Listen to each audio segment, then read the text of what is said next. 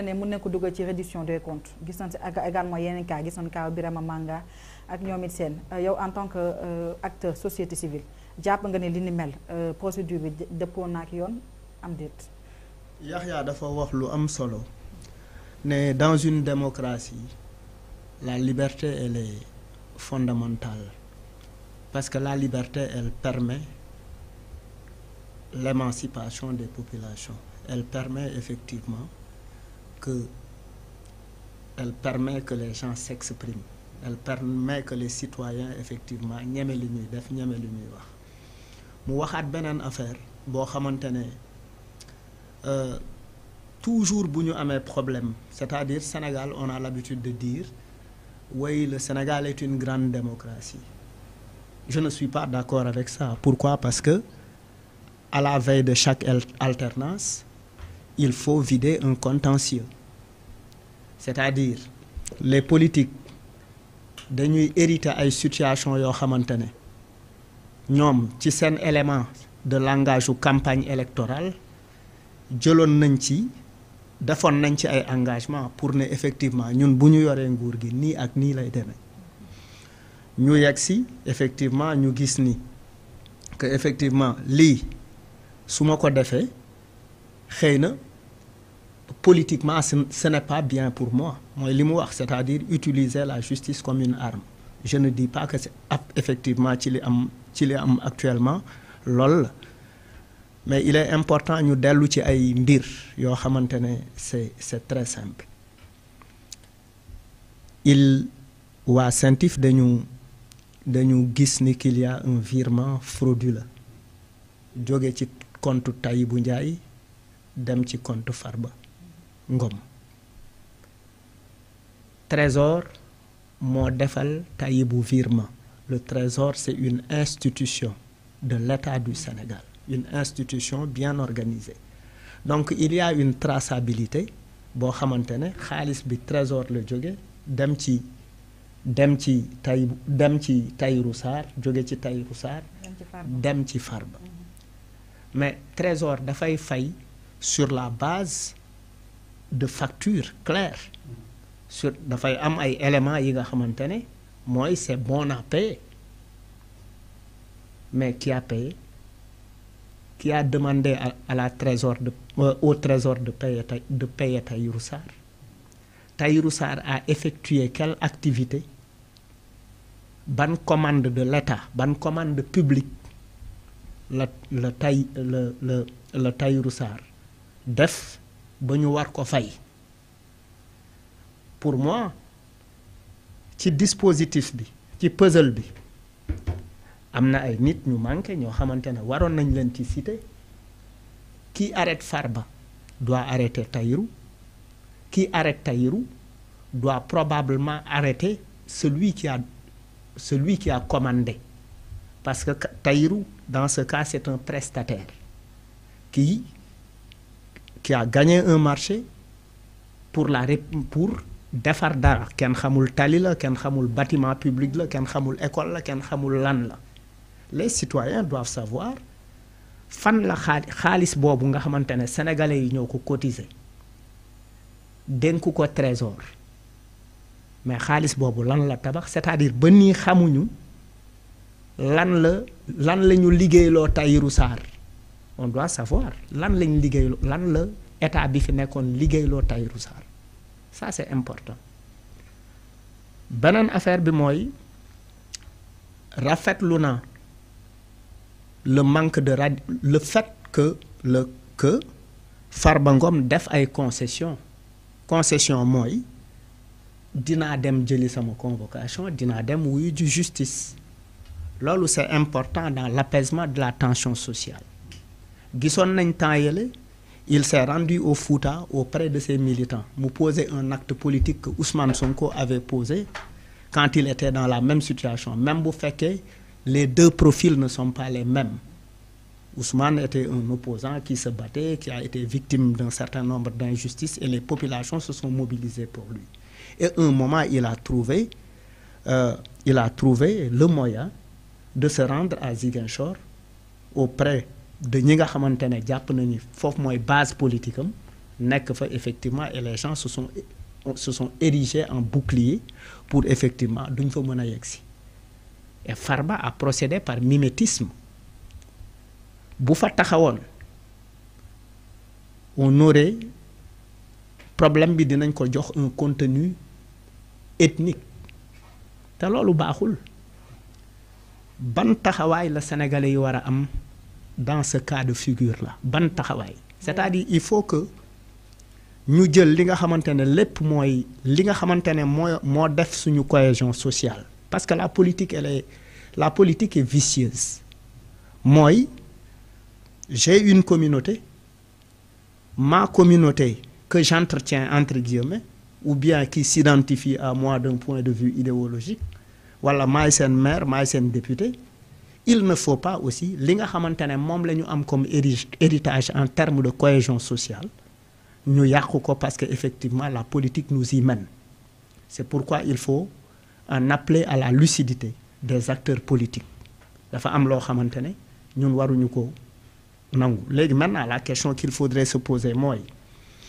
au sortir des assises de la justice il y a eu des recommandations de très fortes recommandations ci recommandations yi le président de la République avait demandé li nga xamante ne du engager ay frais ay dépenses yu fortes mën nañ ko démarrer mais jusque là loolu amagul il n'y a absolument rien parmi effectivement ces recommandations yi nga xamante ne ñoo jógee ci assises yi man fekk bokkoon naa ci assises yi Y'en a marre bokkoon na si ñeneen ak ñeneen bokkoon na si ñu rafetlu ko il y a eu plus de 30 ou 40 recommandations. Mais est-ce que am na yu ci mën a am en dehors de proposition ou de projet de loi?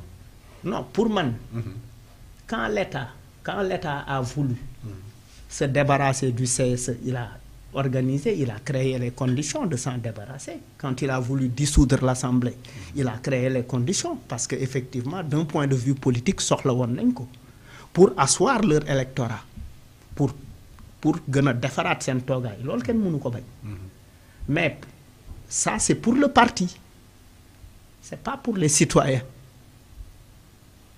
Est-ce que tu comprends ce que je veux dire li ma bëgg a wax mooy effectivement ay dispositifs yi nga jël nga les dispositions qu'il faut pour nous dire assemblée na fi jóge pour que je sois à l'aise nga anticiper ay élections ça a engagé des moyens financiers ça a engagé aussi ay affaires yoo xamante ne c'est au niveau de l'assemblée ñu fexe ba loolu am tu es allé nga am une majorité écrasante gagner élection législative yi sénégalais yi ne la ay ca maintenant les sénégalais li ñu lay xaar mooy réforme yi nga xamante ne ça ne concerne pas simplement le parti ça concerne tous les sénégalais ci réforme yooyu lañ lay xaar réforme yi li koy def mooy il faut aller à l'assemblée il faut introduire ay lois il faut faire tel ni ñuy def c'est une question de priorité et oui, de volonté. Non, pour moi il est important de s'adresser à l'Assemblée pour régler des questions politiques baax na parce que la politique tout est politique tout est politique en quelque sorte c'est-à-dire moi je suis aujourd'hui là en train de me prononcer sur un sujet politique même si je ne me réclame d'aucun parti politique ou d'aucune idéologie politique mais dama bëgg a wax ni quelle est la part du citoyen ci réforme bi est-ce que les réformes importantes utiles au parti doivent être prioritaires par rapport aux réformes qui yoo xamante ne qui sont yoo xamante ne population bi yëpp lay toucher donc loolu la ñuy wax démocratie la démocratie ce n'est pas simplement une affaire de la démocratie est loin d'être une affaire d'adversité booy analyser Sénégal fii en France les gens ne parlent pas d'opposition on parle de la droite et de la gauche de l'extrême droite et de l'extrême gauche oui on parle d'idéologie am nañu chance bi Pastef ñëwee bokk mu nekk une belle dynamique mu nekk un parti politique bi nga xamante ne les fondateurs ne sont pas issus des chapelles politiques traditionnelles dañu am des citoyens yu jàng gëstu comprendre ni ñoom ils doivent mettre la main à la pâte ils ont mis la main à la pâte et ils se sont battus effectivement pour que Sénégal am di respirer d'un point de vue démocratique. Ils ont été matés, ils ont été torturés, ils ont été emprisonnés, etc., etc. Maintenant, ci moment boobu noonu ce parti-là en ayant les outils pour doxal dëkk bi la war a profiter pour gën a installer, asseoir, consolider les acquis démocratiques en commençant à rompre avec même les pratiques qui les auraient arrangés. C'est ça la démocratie. La démocratie, c'est aussi accepter de perdre. La démocratie, ce n'est pas une histoire de compétition. Ce n'est pas aussi une histoire d'adversité. C'est une histoire de dialogue contradictoire, d'idées contradictoires.